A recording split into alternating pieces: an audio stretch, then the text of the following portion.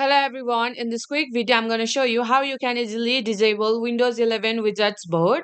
By following the few simple steps that I show you, now you'll be able to disable Windows 11 widgets board very easily. So make sure to watch the video till the end so you don't make any mistakes. By saying that, let's start the video. At first, go to the settings